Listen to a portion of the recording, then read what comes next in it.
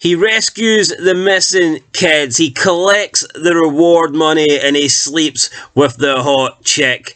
Colter Shaw might just be the new man on television. Welcome back, guys, to Fog Entertainment, and today we're going to review Episode 1 of a brand new show on CBS called Tracker.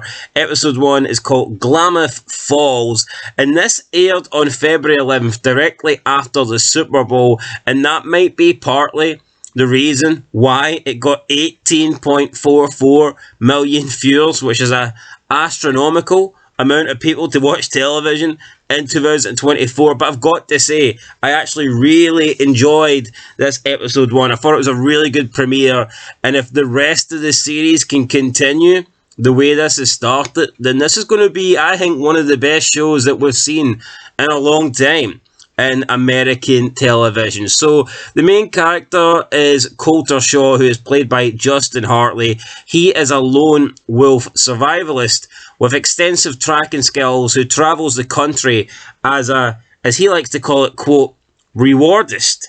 He makes a living aiding law enforcement and private citizens in exchange for reward money. And the opening episode just puts us right in at the deep end, where he's trying to rescue a teenage girl who was hiking, she was mountain climbing, she had an accident, looks like she's broke her leg, and Shaw manages to find her, he rescues her, and he likes his percentages, so he explains to her, if I try and help you, if I carry you out of here, you've got like a 95% chance of keeping your leg, but if we stay here and we wait for help, then you've got like a 5% chance of keeping your leg. So throughout the episode, he did bring up percentages quite a lot. He rescues the girl, he collects his money, and then it's time to move on to a new case. And who has he got helping him? A lesbian couple by the name of Thelma and Teddy. Now, they weren't a hot lesbian couple, unfortunately. They were like in their 50s, I don't know, maybe even 60s. And before I continue on with the review, originally when I seen the trailer, I thought the show was going to be woke, because I did see, okay, there's a main lesbian couple, you've got a black guy that's disabled, I mean, with no legs, so, and then you've also got, like, an Asian woman that seems to be Colter Shaw's, like, main love interest, or former love interest, so, you know, it seemed like a tick-the-box kind of thing, where they have to have at least one of every representation. So you've got like your white guy, you've got your black guy, you've got your Asian woman, you've got your couple from the gay community, you've got your disabled person. So originally when I seen this, I thought this show was going to be really woke, but it actually wasn't. You know, it was, like I said, it was really good, and yeah, so what if they had like a lesbian couple? I'm not going to bash it because of that. It's just I expected it maybe to be shoved down our throat, but it wasn't. Thelma and Teddy, they help Colter Shaw. They basically find jobs for him. They find the basic information and whether a job is worth him taking on. Then they provide him with the info, and if he wants to take it on, then he takes it on, and basically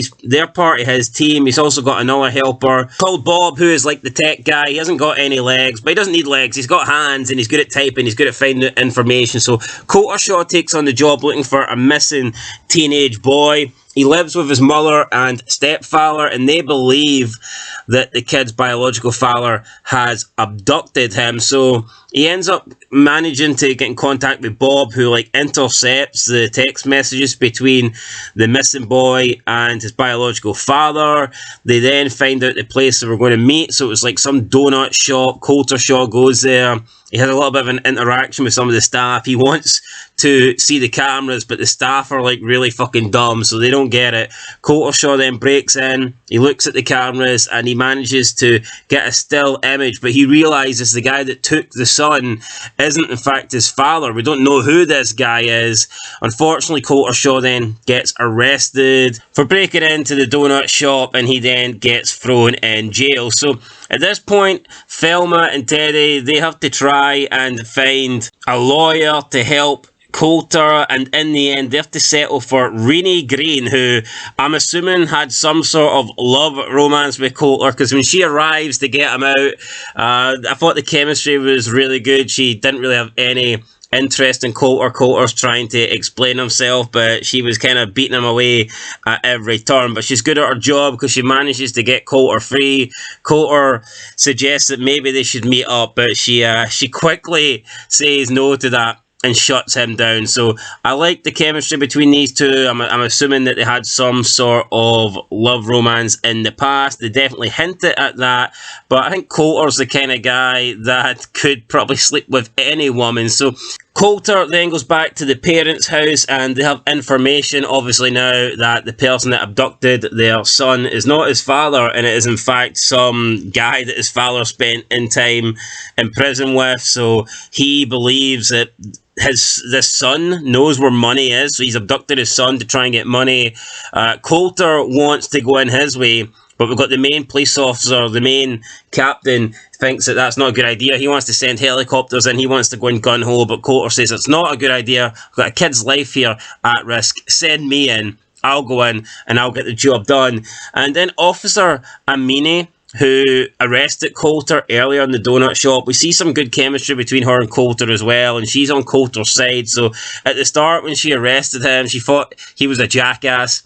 Maybe she still thinks he's a jackass, but she likes him as a jackass, so she drives him out to the location.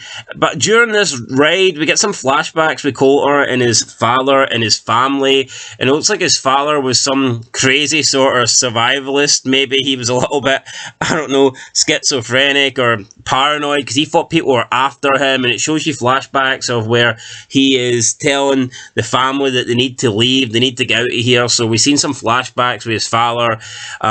Colter then finds the missing boy, but unfortunately he was told he would have 2 hours to rescue him, and an hour and a half in, the choppers are sent in, so that scares the bad guy. He ends up shooting Colter. Then we get a cool car chase where Colter hangs on. The guy gets caught in the end. He takes it easy way out and blows his brains out, and then Colter and the kid end up falling off this mountain because they were stuck to the back of the truck that was in reverse, and they fall into the river. They manage to swim to safety though. They're both rescued. Colter then checks up on the kid. He gets his money. Officer Amani accompanies Colter back to his place, and by the way, his place is literally like an RV. So, yeah, it's giving me nice little Breaking Bad nostalgia here, just seeing some guy live and sleep and basically, spend 24/7 in an RV. Of course, he sleeps with the hot police officer because that's the kind of guy Colter Shaw is. He can get whatever he wants. Teddy and Thelma adopt another dog. Didn't really care for that, but they find another job for him. And also, the entire time, Colter's phone is going. He doesn't answer it, though. He keeps blocking it out. He will not answer this call. So I'm wondering, who is this person? He then visits his mother, and we see another flashback where his father left the house. His older brother said he would go and rescue his father. Colter then finds his father pushed off a cliff, and his father's dead, and he looks up and he sees his brother. So were they alluding to the fact that Colter's brother killed his father? It seems that way. Colter's mother then says, look, I don't ask much for you, but please don't answer that call. She wants Colter to have nothing to do with his bigger and older brother. And then it ends with Colter driving off to his new job. I believe he's going to Colorado Springs, and he's got another mission. He's got another person to rescue, and that is how the episode ended. So really thought it was good. Colter Shaw, a good character, charismatic guy that plays him. I think it's Justin Hartley. The surrounding characters were good as well. I enjoyed his team, Thelma and Teddy. They were pretty cool. His tech guy Bobby was pretty cool. I enjoyed the lawyer or the attorney, whatever she is, Renee.